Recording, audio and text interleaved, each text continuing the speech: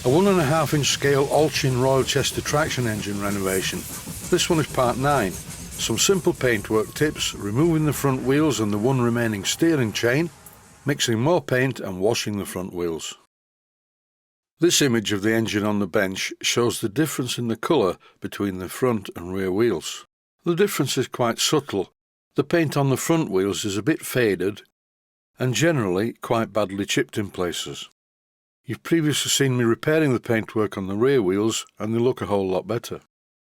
When touching in paintwork, often the edges need a bit of attention, so it's top tip time. This is normally how I would do it. Most people will know what this is. It is a Sharpie permanent marker, and these are very useful for tidying up the edges of paintwork. Like I'm showing here, you can buy paint pens, but there are two problems with these. They tend to be a bit messy, you never know how much paint's in the tip, and the paint in the pens can attack the paint in certain cases. So for touching in black paint, I would use a Sharpie felt tip pen. Don't go mad though, I don't want to over touch this paint. I've even left some of the dirt between the streaks. Now it's time to move on to the front wheels. These need a bit of attention. I need to clean up the inner part of the outside. The first thing I'm going to do though is remove both of the front wheels from the front axle. This is a very small engine at 1.5-inch scale, and these are 10 BA nuts. These nuts are fitted too close to the hub, so I can't use a nut spinner, and even using a small spanner further damaged the paintwork on the hubcap. I removed most of the nuts using a pair of long nose pliers, which was much easier. A good level of patience is required for jobs like this, and my advice to anyone doing these sort of things is, if you get fed up, go away and do something else for a while, then come back to the job. To make it easier to watch, this clip is running at 4 times normal speed. And eventually, the hubcap is removed, exposing the ring with the pin through it that holds the wheel on the axle. This pin was quite tight in the hole, so I used an Allen key to tap it out, and then once I got it partially out, it pulled out easily with the pliers. Once the pin is out, the ring can be removed and the wheel can be slid off the axle. I was surprised to find wear on this axle, which means that this engine has done quite a lot of running. I don't just mean sat on the bench with its flywheel going round, I mean physically running on the ground.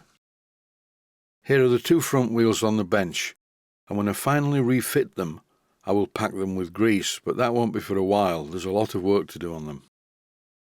The steering arrangement on this engine is completely wrong. This chain should go to the other side of the drum, because turning the steering wheel to the left makes the engine turn right.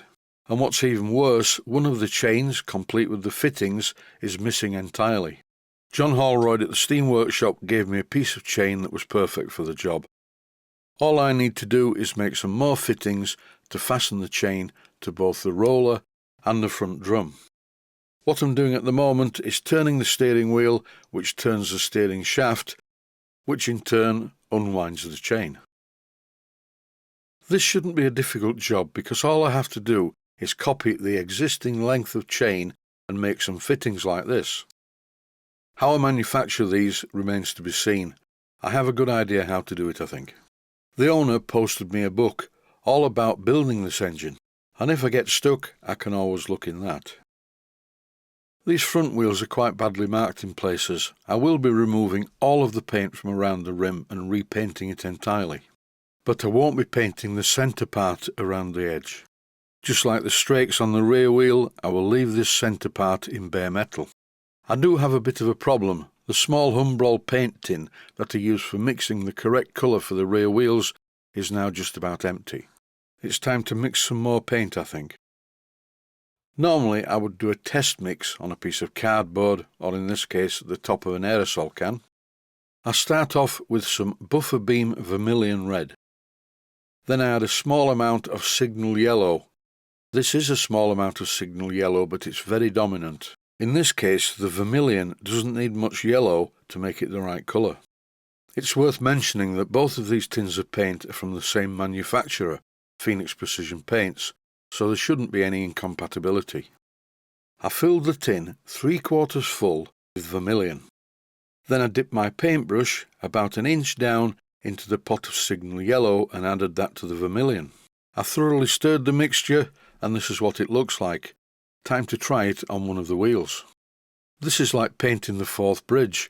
I've been around these wheels a few times, but I still find bits of paint that are damaged. When I fade these two images together in the video editor, you can see that the paint I'm applying is pretty much the same colour as the paint that's already on there.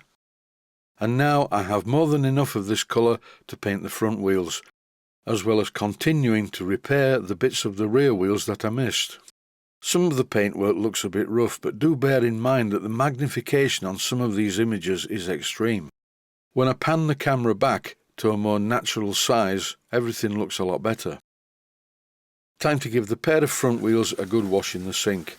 This is very important, not only to clean the wheels before painting, to get rid of any residue from the mice that were living in and around the engine at some time. Once again, I added some of this carbusonic stuff that I use in my ultrasonic cleaner. Not a lot, I don't want to dissolve the paint, but it's really good at cleaning parts. And the temperature of the water in the sink is not hot, it's just fairly warm. I'm using my old pastry brush to clean these wheels, in exactly the same way as I did when I cleaned the rear wheels. I didn't use a toothbrush, that would be too aggressive. And I do not want to remove any more paint from these wheels, because they're damaged enough to start with. After cleaning the wheels, I pulled the plug out and I put the wheels on the bench. 2 front wheels, a tin of buffer beam vermilion and a tin of British Railways signal yellow, with a warning on the tin telling me that it is pre-1985 signal yellow. This is a first.